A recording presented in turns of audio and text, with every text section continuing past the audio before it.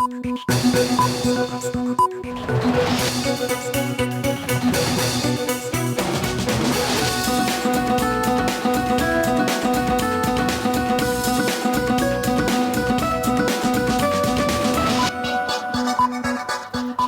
রাতের সংবাদে সবাইকে আমন্ত্রণ জানাচ্ছি। আমি ইবতিসাম নাসিম। শুরুতেই গার্ডিয়ান লাইফ ইন্স্যুরেন্স সংবাদ শিরোনাম।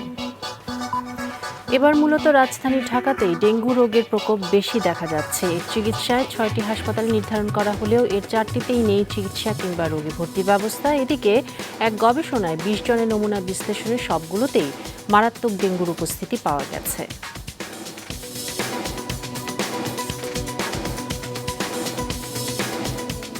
কক্সবাজারে আন্তর্জাতিক বিমানবন্দর হবে বলে জানিয়েছেন প্রধানমন্ত্রী। এর অংশ হিসেবে রানওয়ে সম্প্রসারণ করা হচ্ছে, যার কিছু অংশ থাকবে সাগরে। আজ এ কাজের উদ্বোধন করে প্রধানমন্ত্রী বলেন, অবস্থানগত সুবিধার কারণে এটি আঞ্চলিক যোগাযোগের কেন্দ্রবিন্দু হয়ে উঠতে পারে। এবং রাজধানীতে পরীক্ষামূলকভাবে মেট্রো রেল চালানো হয়েছে আজ। এই পারফরমেন্স টেস্টের অংশ হিসেবে উত্তরার দিয়াবাড়ি থেকে পল্লবী পর্যন্ত আসা যাওয়া করে ট্রেনটি। সড়ক মন্ত্রী জানিয়েছেন, আগামী বছর ডিসেম্বরে উত্তরা থেকে আগারগাঁও অংশে বাণিজ্যিক চলাচল শুরু হবে। এবার বিস্তারিত। এবছর ঢাকাতেই ডেঙ্গু আক্রান্তের সংখ্যা বেশি হওয়ায় মাসখানেক আগে রাজধানীর ৬টি হাসপাতালকে শুধুমাত্র এ রোগের চিকিৎসার জন্য নির্ধারণ করে দেয় স্বাস্থ্য মন্ত্রণালয়। তবে এর ৪টিতেই নেই প্রয়োজনীয় চিকিৎসার ব্যবস্থা। মাশরাক রাহাতের রিপোর্ট। করোনার মধ্যে নতুন উদ্বেগের কারণ হয়ে দাঁড়িয়েছে ডেঙ্গু। এক মাস ধরে প্রতিদিন গড়ে ২৫০র মতো রোগী ভর্তি হচ্ছেন হাসপাতালে, যাদের বেশিরভাগই ঢাকায়। এমন অবস্থায় ঢাকায় ৬টি সরকারি হাসপাতালকে শুধু ডেঙ্গু চিকিৎসার জন্য নির্ধারণ করেছে স্বাস্থ্য মন্ত্রণালয়। এর একটি মিরপুরে লালকুঠি হাসপাতাল। মা ও শিশুদের চিকিৎসার জন্য তৈরি হাসপাতালটিকে গেল বছর করোনার চিকিৎসার জন্য প্রস্তুত করা হয়, দেওয়া হচ্ছিল করোনার চিকিৎসাও।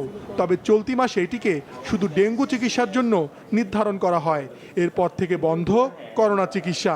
ডেঙ্গু রোগীও ভর্তি হচ্ছে না, কেননা ডেঙ্গু চিকিৎসার ব্যবস্থাই নেই এখানে। ডেঙ্গু চিকিৎসার জন্য গত মাসে স্বাস্থ্য অধিদপ্তর থেকে একটা সার্কুলার ইস্যু করে। এখানে কোনো medicine consultant, pathology consultant, radiologist, technologist, even সিস্টারও নাই। তো সেই হিসাবে এবং এমএসআর নাই, ডেঙ্গু রিলেটেড যে আমরা টেস্টগুলো করব এমএসআরও নাই। ইন দি মিন টাইমে আমাকে 10 জন মেডিকেল অফিসার দেওয়া হয়। এই মেডিকেল অফিসার দিয়ে তো রোগী ভর্তি করা হচ্ছে না না না, এটা সম্ভব না, কারণ স্পেশালিস্ট ছাড়া তো চিকিৎসা দেওয়া যাবে না। ডেঙ্গু চিকিৎসায় নির্ধারিত আমিনবাজার ২০ শয্যা হাসপাতালও। বাইরে এই কথা লেখা থাকলেও আসলে কোনো ধরনের রোগী ভর্তিরই প্রয়োজনীয় ব্যবস্থা নেই সেখানে। হাসপাতালে কোনো রোগী ভর্তি নেই? না, এমনি নাই। ডেঙ্গুর কোনো চিকিৎসা কোনো কিছু কয় নাই। আরেকটি কামরাঙ্গীচরে ৩১ শয্যা বিশিষ্ট হাসপাতাল, সেখানেও ডেঙ্গু পরীক্ষা কিংবা রোগী ভর্তির প্রয়োজনীয় ব্যবস্থা নেই। তাই ফাঁকা পড়ে আছে হাসপাতালটি। কোনো রোগী নেই ভর্তি। আপনারা তো দেখতেই আছেন নাই।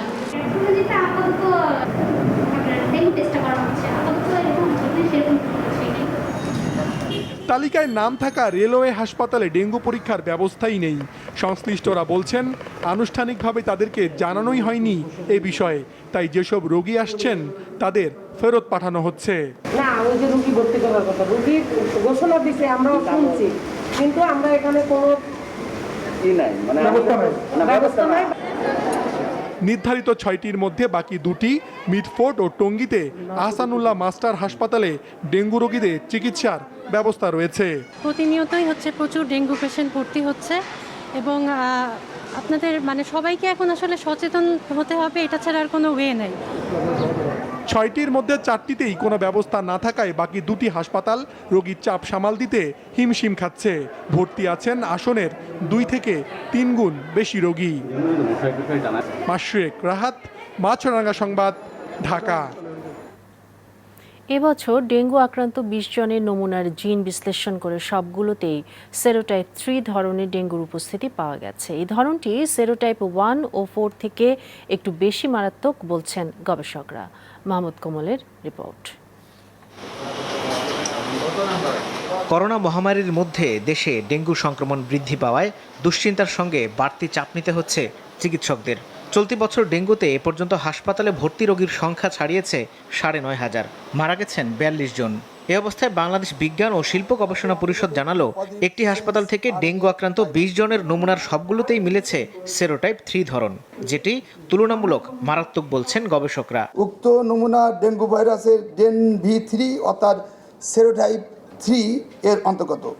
ডেঙ্গুর মিউটেশন বিষয়ক উল্লেখযোগ্য গবেষণা না থাকায় এসব মিউটেশন ডেঙ্গু ভাইরাসের সংক্রমণের প্রভাব শনাক্ত করা সম্ভব হয়নি। গত 10 বছরে এই 1 and 2 সবচেয়ে বেশি ছিল আমাদের এখানে গবেষণায় যেটা দেখা গিয়েছে। এইবার দেখা গেল যে আগের 2 বছরে দেখা গিয়েছে যে এই ডেন 3 কিন্তু বেশি ছিল। যারা আগে 1 এবং 2 দিয়ে আক্রান্ত হয়েছে তারা কিন্তু এই ডেন 3তে আক্রান্ত হলে এই শক বা রক্তক্ষরণ অথবা পেট ফুলে যেতে পারে, বুকে পানি জমা হতে পারে, এই জাতীয় লক্ষণ নিয়ে বেশি আসবে। এই জিন বিশ্লেষণ চিকিৎসকদের রোগী ব্যবস্থাপনার পাশাপাশি ডেঙ্গু শনাক্তের পরীক্ষায় দেশীয় কিট উৎপাদনে বড় ভূমিকা রাখবে বলে মনে করছেন গবেষকরা। যারা আমাদের চিকিৎসক আছেন তারা বুঝতে পারবেন যে এবারের যে আউটব্রেক হচ্ছে এটা কিন্তু ডেন 3 দিয়ে হচ্ছে, তার মানে there is a chance of shock and haemorrhage more, আরও বেশি হবে। সেরোটাইপগুলি আছে সেগুলি দিয়ে ওনারা কিট তৈরি করতে পারবেন, যার ফলে কি এই কিটগুলি বিদেশ থেকে আনা যে কিট আছে সেগুলি থেকে অনেক বেশি মানসম্পন্ন হবে। কারণ বিদেশি যে কিটগুলি তৈরি করা হচ্ছে মূলত সেগুলি তৈরি করা হচ্ছে ওই সব দেশগুলির স্ট্রেইনের অ্যান্টিজেনকে টার্গেট করে। পৃথিবীতে যে দেখেন করোনা ভাইরাসের টিকা কিন্তু তৈরি হয়ে গেছে, বাট ডেঙ্গুটা আমাদের কিন্তু 100টা দেশ বা এই ধরনের সেজন্য সিকোয়েন্সিং করছে। যাতে আমার বেশি বেশি সিকোয়েন্সিং হয় তাহলে একটা অ্যাপ্রোপ্রিয়েট ভ্যাকসিন তৈরি হবে। 1960 সালে বিশ্বে প্রথম ডেঙ্গুর প্রাদুর্ভাব দেখা দেয়। 2000 সালে বাংলাদেশে তা ব্যাপক হারে সংক্রমণ ঘটায়। মহামারী ঘোষণা না করলেও 2019 সালে প্রায় 40,000 মানুষকে ভর্তি হতে হয় হাসপাতালে। মারা যান প্রায় 200 জন। চলতি মাসে ডেঙ্গু সংক্রমণ ছাড়িয়ে গেছে গেল জুলাইয়ের চেয়ে 3 গুণেরও বেশি। মাহমুদ কমল, মাছরাঙা সংবাদ, ঢাকা। এবার করোনার খবর। একদিনে আরও 89 জন মারা গেলেন করোনা ভাইরাসে আক্রান্ত হয়ে। এ নিয়ে এই ভাইরাসে মৃত্যুর সংখ্যা 26,000 ছাড়ালো। স্বাস্থ্য অধিদপ্তর জানিয়েছে আজ সকাল পর্যন্ত 24 ঘন্টায় প্রায় 28,000 নমুনা পরীক্ষায় দেশে 3,948 জনের মধ্যে করোনা ভাইরাসের সংক্রমণ ধরা পড়েছে। শনাক্তের হার 14.14%। মৃতদের 27 জনই ঢাকা বিভাগের। এছাড়া চট্টগ্রাম বিভাগে মৃত্যু হয়েছে 21 জনের। শিরোনামে শুনেছেন, কক্সবাজার বিমানবন্দর আন্তর্জাতিক করার পরিকল্পনা আছে সরকারের। এর জন্য রানওয়ে সম্প্রসারণের কাজ আজ উদ্বোধন করেন প্রধানমন্ত্রী। তিনি বলেছেন, কক্সবাজারের ভৌগোলিক অবস্থানগত সুবিধা কাজে লাগাতে হবে। পৃথিবীর দীর্ঘতম সমুদ্র সৈকত কক্সবাজার। বিদেশি পর্যটকরা যেন সরাসরি আসতে পারেন সেজন্য কক্সবাজার বিমানবন্দরকে আন্তর্জাতিক বিমানবন্দরে উন্নীত করা হচ্ছে। এরই অংশ হিসেবে রানওয়ে সম্প্রসারণ করে 10,700 ফুটের দীর্ঘ করা হচ্ছে। সমুদ্রের মধ্যেই থাকবে 1,300 ফুট। মালদ্বীপ, তাইওয়ান, জাপান, কোরিয়া ও সিঙ্গাপুরের চেয়েও দীর্ঘ হবে কক্সবাজারের এই রানওয়ে। বিমান ওঠানামার সময় নান্দনিক দৃশ্য দেখা যাবে। এই রানওয়ে সম্প্রসারণে খরচ হচ্ছে 1,568 কোটি 86 লাখ টাকা, আর কাজ শেষ হবে আগামী 33 মাসের মধ্যে। পর্যটক আকর্ষণে রানওয়ের পাশে ছোট ছোট কটেজ, সি মিউজিয়াম, প্যারাগ্লাইডিং, কেবল কার, ব্লুজোন সহ নানা উন্নয়ন পরিকল্পনা রয়েছে কক্সবাজারকে ঘিরে। প্রধানমন্ত্রী গণভবন থেকে ভার্চুয়ালি অংশ নিয়ে রানওয়ে সম্প্রসারণ কাজের উদ্বোধন করেন। কক্সবাজার রানওয়ে সম্প্রসারণ প্রকল্পর শুভ উদ্বোধন আমি ঘোষণা করছি। ভৌগোলিক অবস্থানগত সুবিধার কারণে আঞ্চলিক যোগাযোগের কেন্দ্রবিন্দু হয়ে ওঠার সম্ভাবনা রয়েছে কক্সবাজার বিমানবন্দরের। সেই সম্ভাবনাকে কাজে লাগাতে প্রধানমন্ত্রীর নির্দেশে এই কর্মযজ্ঞ। এক এক সময় পৃথিবীর এক একটি জায়গা কিন্তু ওঠে। এক সময় হংকং, তারপরে সিঙ্গাপুর, ব্যাংকক, এখন দুবাই। কিন্তু আমি বলতে পারি যে ভবিষ্যতে কক্সবাজারটাই হবে সব থেকে গুরুত্বপূর্ণ জায়গা, যেটা খুব স্বল্প সময়ে এখানে এসে নামতে পারবে, রিফুয়েলিং করতে পারবে, যেতে পারবে। বিমানবন্দরের নিরাপত্তা ব্যবস্থা ক্যাটাগরি 1-এ উন্নীত করতে সংশ্লিষ্টদের আন্তরিক হবার আহ্বান জানিয়ে দক্ষিণ পূর্ব এশিয়ার দেশগুলোর সঙ্গে যোগাযোগ বাড়াতে বলেন প্রধানমন্ত্রী। তারা অবৈধভাবে সংবিধান লঙ্ঘন করে এবং মার্শাল ল জারি করে ক্ষমতা দখল করে একের পর এক যে ক্ষমতা দখলের পালা 21টা বছর এদেশের মানুষের জীবন থেকে হারিয়ে যায়। 21টা বছর এদেশের মানুষের জীবনের কোনো উন্নয়নের দিকে যারা ক্ষমতা এসেছে তা তাকায়নি। বিমান বহরে নতুন উড়োজাহাজ যোগ হয়েছে 16টি, তবে যাত্রী সেবার মান বাড়াতে নির্দেশ দেন প্রধানমন্ত্রী। নিয়াজ মোরশেদ, মাছরাঙা সংবাদ, ঢাকা। রাজধানীর দিয়াবাড়ি থেকে পল্লবী পর্যন্ত 4টি স্টেশনের মধ্যে পরীক্ষামূলক মেট্রো রেল চালানো হয়েছে আজ। সড়কমন্ত্রী জানিয়েছেন, আগামী বছর ডিসেম্বর থেকে শুরু হবে বাণিজ্যিক চলাচল। ইমতিয়াজ হাসানের রিপোর্ট। মেট্রো রেলের প্রথম সেট দেশে আসে গত মে মাসে। তারই ধারাবাহিকতায় উত্তরার দিয়াবাড়ি ডিপোতে এখন পর্যন্ত পৌঁছেছে 6 কোচ বিশিষ্ট 4 সেট ট্রেন। আজ ভায়াডাক্ট বা উড়াল পথে যার পরীক্ষামূলক চলাচলের আনুষ্ঠানিক উদ্বোধন হয়। পারফরমেন্স টেস্টের অংশ হিসেবে দিয়াবাড়ি থেকে যাত্রা শুরু করে মেট্রো রেল যায় পল্লবী স্টেশন পর্যন্ত। এরপর সেখান থেকে আবার ফিরে আসে দিয়াবাড়ি ডিপোতে। এই পথে 4টি স্টেশন অতিক্রম করে মেট্রো রেল। এগুলো হলো উত্তরা উত্তর, উত্তরা মধ্য, উত্তরা দক্ষিণ এবং পল্লবী। সিভিল কনস্ট্রাকশন টিম তারা সিভিল ওয়ার্কগুলো করে যায়, ট্র্যাক কনস্ট্রাকশন টিম তাদের ট্র্যাক করে, টেলিকমিউনিকেশন টিম তাদের টেলিকমিউনিকেশন এবং সিগন্যালিং সিস্টেম সেট করে। সমন্বিত টেস্টগুলো যখন সম্পন্ন হবে তখনই আমরা বলতে পারবো টেস্ট শেষ হয়েছে। উত্তরা থেকে মতিঝিল পর্যন্ত এমআরটি লাইন 6-এর মোট দৈর্ঘ্য 20.10 কিলোমিটার। চলতি বছরের 31 জুলাই পর্যন্ত এর সার্বিক কাজের অগ্রগতি দাঁড়িয়েছে 68.49 ভাগ। এর মধ্যে প্রথম অংশ অর্থাৎ উত্তরা থেকে আগারগাঁও অংশের কাজ প্রায় শেষের দিকে। প্রথম পর্যায়ে নির্মাণের জন্য নির্ধারিত উত্তরা তৃতীয় পর্ব হতে আগারগাঁও অংশের পূর্ত কাজের অগ্রগতি 88.18%। এরপর হবে আরেক দফা টেস্ট। সে সময় 17 থেকে 18টি ব্যবস্থা একসঙ্গে ঠিকভাবে কাজ করছে কিনা তা দেখা হবে। তারপরই সবার জন্য খুলে দেয়া হবে মেট্রো রেল। আগামী বছর ইনশাআল্লাহ আমরা 3টি মেগা প্রজেক্ট এই সরকারে উদ্বোধন করতে পারবেন। আমাদের metro rail, MRT line 6, Padma multipurpose সেতু এবং চট্টগ্রামে কর্ণফুলী বঙ্গবন্ধু শেখ মুজিবুর রহমান টানেল। নকশা অনুযায়ী মেট্রো রেলের সর্বোচ্চ গতি হবে ঘন্টায় 110 কিলোমিটার। তবে যাত্রী নিয়ে সেটি কত গতিতে চলবে, এক একটি স্টেশনে কতক্ষণ থামবে এবং ভাড়া কত হবে সেটি এখনও চূড়ান্ত হয়নি। ইমতিয়াজ হাসান, মাছরাঙা সংবাদ, ঢাকা। চট্টগ্রামে এলিভেটেড এক্সপ্রেসওয়ে নির্মাণ কাজের কারণে বেহাল নগরীর প্রধান সড়ক। ছোট বড় গর্ত, কাদা, ধুলোবালি সব মিলিয়ে চরম দুর্ভোগে আগ্রাবাদ, ইপিজেড, সমুদ্র ও বিমানবন্দর সহ সৈকতে চলাচলকারীরা। রবিউল টিপুর ক্যামেরায় নাজমুল সাদেকের রিপোর্ট। মোহাম্মদ সেলিম পেশায় ট্রাক চালক। প্রচণ্ড গরমে ট্রাকের চাকা পাল্টাতে কসরত করছেন। কাছে যেতেই জানালেন, পতেঙ্গা থেকে মালামাল নিয়ে যাচ্ছিলেন কালুরঘাট বিসিক শিল্পনগরী। পথে ভাঙা সড়কের চোখা পাথরের কারণে চাকা ফুটো হয়ে ঘটেছে এই বিপত্তি। রাস্তা ভাঙার কারণে যে আজকে অনেক জাম ছিল, এখানে সকালবেলা অনেক জাম ছিল, জাম লেগেছিল। যখন জামের মধ্যে আমার ওই চাকার মধ্যে পাথর ঢুকে গেছে, চাকা পাম্প হয়ে গেছে। এমন নানা দুর্ভোগে পড়েন চট্টগ্রাম নগরীর চৌমুহনী থেকে বিমানবন্দর সড়ক ব্যবহারকারী যানবাহনের চালকরা। যানজটের ভোগান্তির সাথে বৃষ্টিতে কাদা ও রোদে ধুলাবালি তো আছেই। কারণ চট্টগ্রামের লালখান বাজার থেকে বিমানবন্দর ও পতেঙ্গা সমুদ্র সৈকতের পথে তৈরি হচ্ছে এলিভেটেড এক্সপ্রেসওয়ে।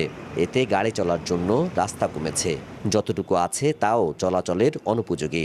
রাস্তা মানে যে জায়গায় লাগবে 10 মিনিট, এই জায়গায় লাগতেছে না আধা ঘন্টা, 1 ঘন্টা। বৃষ্টি না থাকে শুকনার ভিতরে ধুলায় নাকে মুখে কিছুই দেখা যায় না। ওরা রাস্তার মাঝখানে কাজ করতেছে, তাহলে রাস্তার মাঝখানে আনা গিয়া থাকবে। এখন ফাঁসের রাস্তা কেন বাঙ্গন থাকবে? রাস্তার মধ্যে অনেক কয়েক ঘন্টা পর্যন্ত জাম থাকে, কিন্তু সাধারণ যাত্রী চলাচল করতে পারে না। জনদুর্ভোগের কথা স্বীকার করেন প্রকল্প পরিচালক। পর্যাপ্ত ড্রেনেজ ব্যবস্থা না থাকায় সড়ক ক্ষতিগ্রস্ত হচ্ছে বলে তার অজুহাত। সড়কটি দ্রুত ঠিক করে দেওয়ার আশ্বাস দেন তিনি। জনগণ তো একটু আসলে অসুবিধা হচ্ছে, এটা আমি মেনে নিচ্ছি। সেটা জনগণের কাছে আমরা দুঃখিত। তো আমরা এই গর্তগুলোতে আপাতত ব্রিক ট্রিক দিয়ে যান চলাচল অনুপযোগী করার চেষ্টা করছি।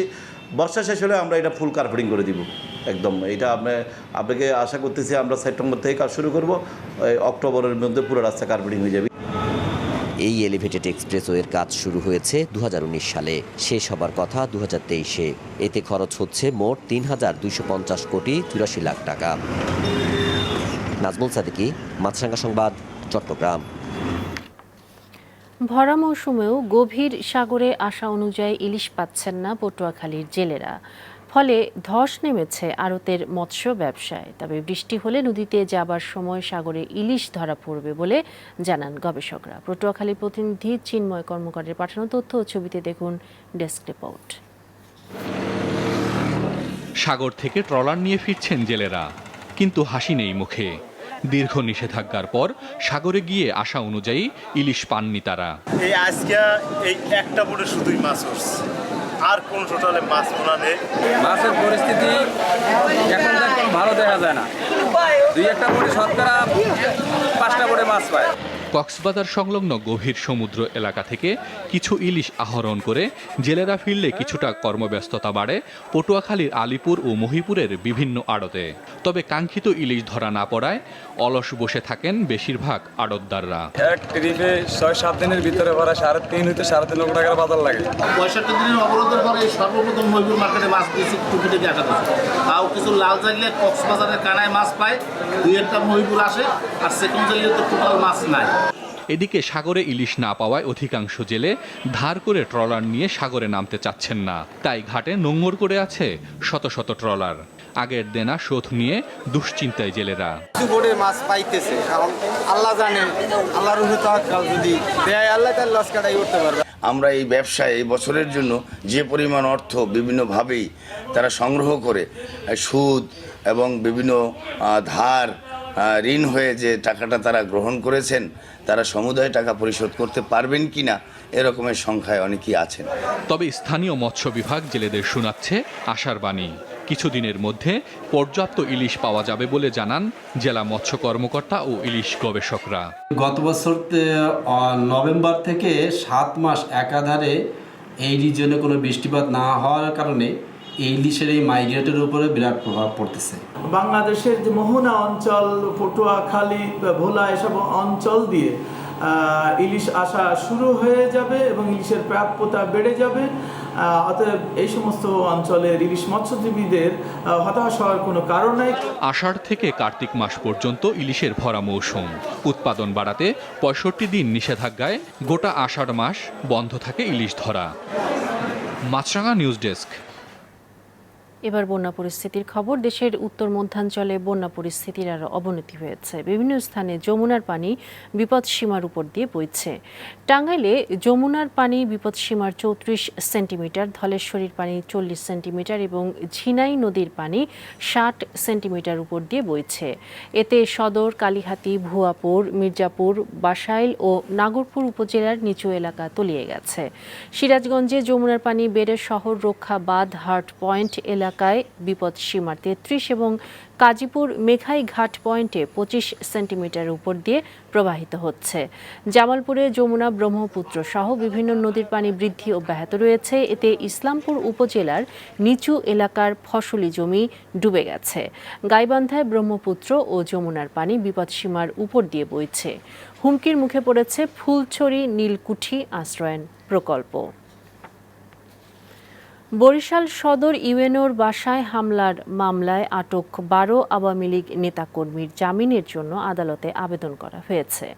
Senior metropolitan magistrate Anisur Rahman এই আবেদন গ্রহণ করেন। আগামী 2রা সেপ্টেম্বর এ বিষয়ে শুনানির তারিখ নির্ধারণ করা হয়েছে। হামলার ঘটনায় ইউএনও ও পুলিশ বাদী হয়ে 19 আগস্ট কোতোয়ালি মডেল থানায় বরিশাল মহানগর আওয়ামী লীগের 46 নেতাকর্মীর নাম উল্লেখ সহ অজ্ঞাত অন্তত 150 জনকে আসামি করে 2টি মামলা করে। গ্রেফতার করা হয় 21 জনকে। গত 26 আগস্ট জামিন পায় 9 জন। আফগানিস্তানের কাবুল বিমানবন্দরের আশপাশে পুরো এলাকা ঘিরে ফেলেছে সশস্ত্র তালেবান যোদ্ধারা। ওই এলাকায় তল্লাশিও জোরদার করেছে তারা। বিদেশি নাগরিকদের সরিয়ে নেওয়ার সময়সীমা শেষ হবে 31 আগস্ট। তবে গেল বৃহস্পতিবার বিমানবন্দরের বাইরে আত্মঘাতী হামলার পর বেশিরভাগ মানুষকে তল্লাশি চৌকিতে আটকে দিচ্ছে তালেবান। এদিকে আবারও হামলার আশঙ্কা জানিয়েছে যুক্তরাষ্ট্র। এর মধ্যেই সেনা ও বেসামরিক লোকজন প্রত্যাহার শেষ করেছে যুক্তরাজ্য। আইএস সদস্যদের বিরুদ্ধে মার্কিন ড্রোন হামলাকে সার্বভৌমত্বের লঙ্ঘন বলে মন্তব্য করেছে তালেবান মুখপাত্র। জানানো হয়, আফগান ভূখণ্ডে এ ধরনের অভিযান চালাতে অনুমতি নিতে হবে। ভারতের খবর জানাচ্ছি। ভারতের সম্প্রতি বেড়েছে করোনায় নতুন আক্রান্তের সংখ্যা। গতকাল 46,000-এর বেশি মানুষের দেহে সংক্রমণ ধরা পড়েছে। আর গত 24 ঘন্টায় মারা গেছে 450-র বেশি রোগী। 2 সপ্তাহ আগে দৈনিক আক্রান্ত 25,000-এর নিচে নেমে এসেছিল, অথচ গত 5 দিনে কেরালাতেই প্রায় 1.5 লাখের বেশি মানুষের দেহে সংক্রমণ ধরা পড়ে। কাল থেকে আবারও রাত্রিকালীন কারফিউ জারি করার সিদ্ধান্ত নিয়েছে রাজ্যটির সরকার। কর্ণাটক, তামিলনাড়ু ও অন্ধ্রপ্রদেশে নতুন আক্রান্তের সংখ্যা 1000-এরও বেশি। সংক্রমণ বাড়ায় টিকা কার্যক্রম জোরদার করেছে দেশটির সরকার। এবার খেলার খবর। পাতানো ম্যাচ খেলার অভিযোগ প্রমাণিত হওয়ায় আরামবাগ ক্রীড়া সংঘকে 5 লাখ টাকা জরিমানা ও প্রিমিয়ার লিগ থেকে প্রথম বিভাগে নামিয়ে দেওয়া হয়েছে। এছাড়া ক্লাবটির ফুটবলার, কোচ এবং কর্মকর্তা সহ মোট 20 জনকে বিভিন্ন মেয়াদে নিষিদ্ধ করেছে বাংলাদেশ ফুটবল ফেডারেশন। চলতি প্রিমিয়ার লিগের শুরুতে spot fixing, live batting, match manipulation এবং অনলাইন ব্যাটিংয়ে অভিযোগ ওঠে আরামবাগ ক্রীড়া সংঘের বিরুদ্ধে। তদন্তে প্রমাণিত হওয়ায় তাদেরকে 5 লাখ টাকা জরিমানা ও 2 বছরের জন্য প্রিমিয়ার লিগ থেকে প্রথম বিভাগে নামিয়ে দেয় বাফুফে। এছাড়া সাবেক সভাপতি মিনহাজুল ইসলাম, ম্যানেজার জাহাঙ্গীর রুশো, সহকারী ম্যানেজার আরিফ হোসেন ও ভারতীয় ট্রেনার মাইদুল ইসলামকে আজীবন নিষিদ্ধ করা হয়েছে। এছাড়া দেশি বিদেশি 16 ফুটবলারকে 10, 5, 3 ও 2 বছরের জন্য নিষিদ্ধ করেছে বাংলাদেশ ফুটবল ফেডারেশন। এরই সঙ্গে সংবাদ শেষ করব, তবে যাবার আগে গার্ডিয়ান লাইফ ইন্স্যুরেন্স সংবাদ শিরোনামগুলো আরও একবার। ডেঙ্গু ডেডিকেটেড 6 হাসপাতালে 4টিতেই নেই চিকিৎসা কিংবা রোগী ভর্তির ব্যবস্থা। ঢাকায় সেরোটাইপ 3 ডেঙ্গুর উপস্থিতি। কক্সবাজারে আন্তর্জাতিক বিমানবন্দর হবে বললেন প্রধানমন্ত্রী। রানওয়ে সম্প্রসারণ কাজ উদ্বোধন। ভৌগোলিক অবস্থানগত সুবিধা কাজে লাগানোর তাগিদ। এবং রাজধানীতে মেট্রো রেলের পারফরম্যান্স টেস্ট আগামী বছরের ডিসেম্বরে উত্তরা আগারগাঁও বাণিজ্যিক চলাচল, জানালেন মন্ত্রী। দর্শক, এই ছিল এখনকার মতো। এতক্ষণ সঙ্গে থাকার জন্য ধন্যবাদ।